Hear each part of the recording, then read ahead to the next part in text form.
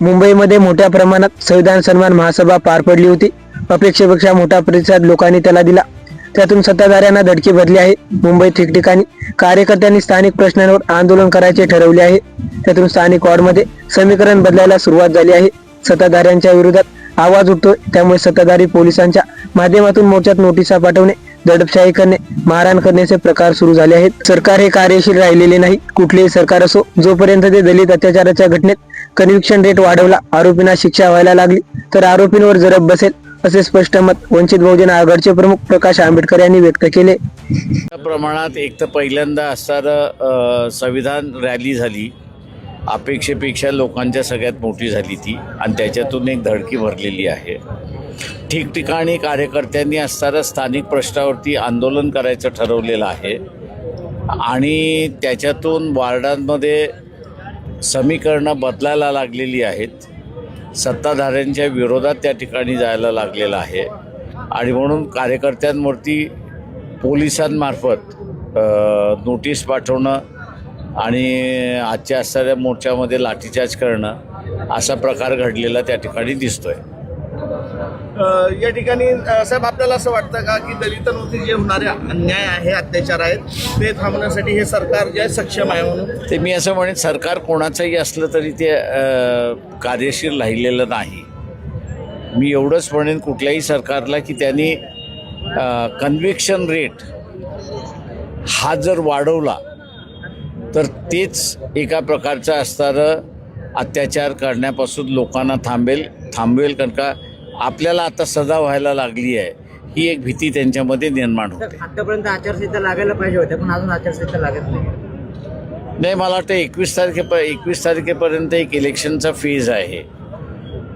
त्याच्यामुळे असणारं 21पर्यंत थांबतात आहेत का हे बघणं महत्त्वाचं आहे. आजच्या सभेमध्ये काय गोष्ट करणार? हे आजच्या असणाऱ्या सभेमध्ये आम्ही असणारं एक केलं की अतिक्रमण 2 आहेत. एक बिल्डिंग जे आहे त्यांनीसुद्धा FSIमध्ये असणारं अतिक्रमण केलेलं आहे आणि दुसरं जे आहे ते झोपडपट्टीधारक जे आहे त्यांनीही अतिक्रमण केलेलं आहे. झोपडपट्टीधारकांचं असणारं अतिक्रमण जे आहे ते बिल्डरमार्फत त्या ठिकाणी त्यांना त्रास दिला जातो आहे आणि हे जे FSIमध्ये जे अतिक्रमण केलेलं आहे ते हायकोर्टामध्ये जाऊन त्या ठिकाणी अडकतं आहे. त्यामुळे आव्हान असं केलं की या दोन्ही प्रश्नांवरती असणारं उत्तर आम्ही काढू शकतो, तेव्हा सत्ता हे आम्हाला देण्यात यावी. मोठी ताकद या ठिकाणी पक्षाची वाढलेली आहे. पिंपरी चिंचवड शहरामध्ये निर्णय घेतलाय का या निवडणुकीमध्ये कोणासोबत आपण जाणार? ते माझ्या अंदाजानं BJP जोपर्यंत क्लिअर करत नाही की ती एकनाथ शिंदेला बरोबर घेणार की अजित पवाराला बरोबर घेणार हे सांगितल्याशिवाय त्या भागातली युती होणार नाही अशी परिस्थिती आहे. आपल्याला असं दिसतंय की काँग्रेस पक्षाने आवाहन केलेलं आहे की आम्ही एकत्र जाणार अशी असणारी परिस्थिती आहे.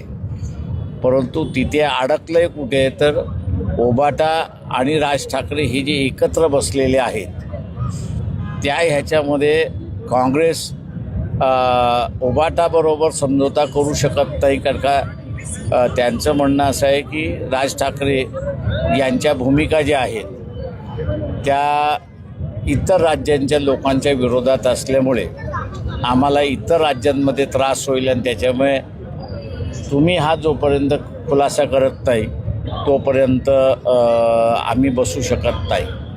म्हणजे हे 2 मेजर पार्टी जे आहेत त्यांच्या भांडणं चाललेली आहेत, त्यांचा काही तिढा सुटत नाही आहे.